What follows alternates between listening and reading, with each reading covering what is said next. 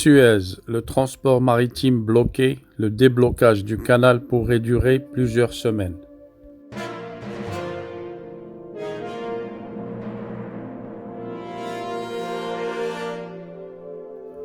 On ne sait combien de temps il faudra pour débloquer l'Ever-Given du canal de Suez. Le délai pourrait se compter en plusieurs semaines et les grands de l'import-export retiennent le souffle.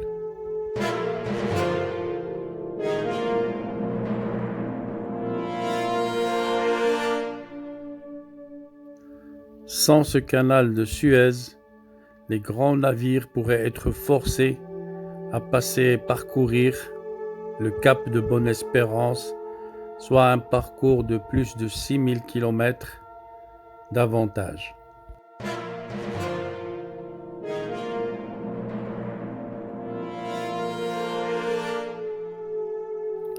D'habitude, plus de 8 milliards d'euros passent quotidiennement par ce chemin entre l'Europe et l'Asie, soit environ 10% du commerce mondial, autant du gaz liquéfié, quasiment 2 millions de barils de brut par jour, et en somme, tout le transport maritime qui dépend de ce canal de Suez.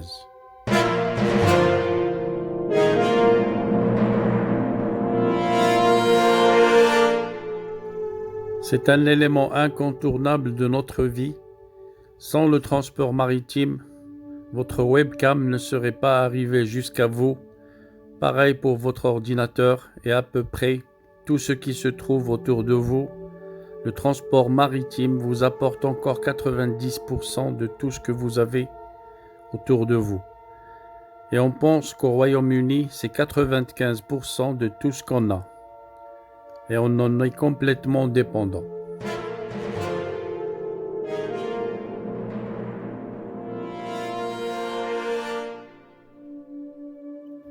Et c'est là que réside la gravité en ce moment, puisque des dizaines de navires attendent aux deux extrémités du canal.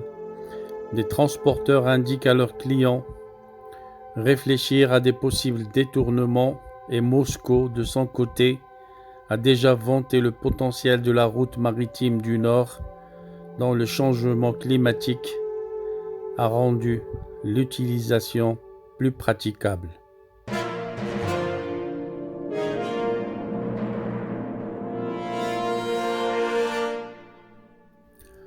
En ce moment, plusieurs experts venus de partout tentent d'élaborer un plan de sauvetage du porte-conteneurs bloqué dans le canal de Suez.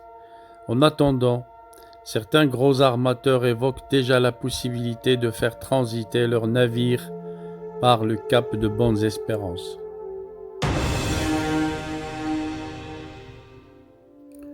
La navigation désormais arrêtée, certains armateurs évoquent déjà la perspective d'une déviation pour leurs navires, à savoir passer par le cap de Bonne-Espérance, d'où le contournement du continent africain pour arriver à l'Europe par l'océan Atlantique.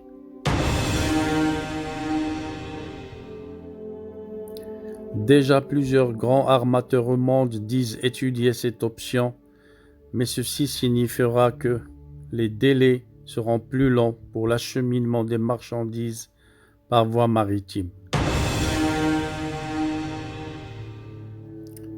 Dans l'attente des opérations de sauvetage, actuellement toutes les alternatives sont étudiées et l'impact sur la chaîne d'approvisionnement mondiale dépendra de la durée pendant laquelle la route sera impraticable.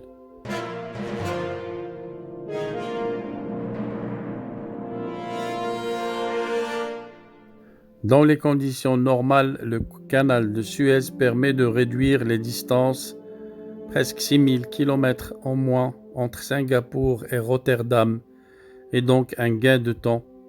Le contournement de l'Afrique fera les délais dans plus de 2 semaines minimum de plus.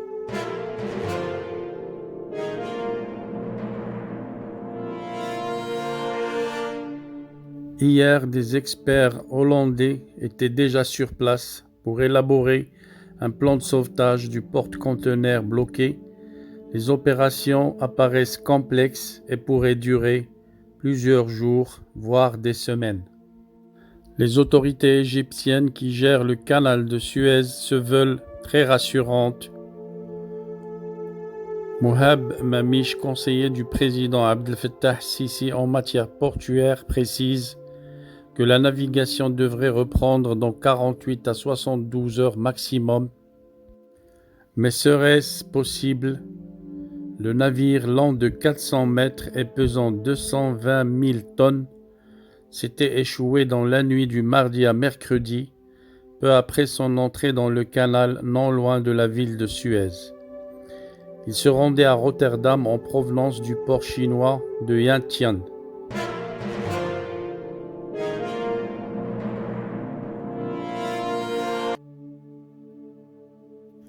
Attendons les prochains jours pour voir si l'optimisme des experts égyptiens était à sa place.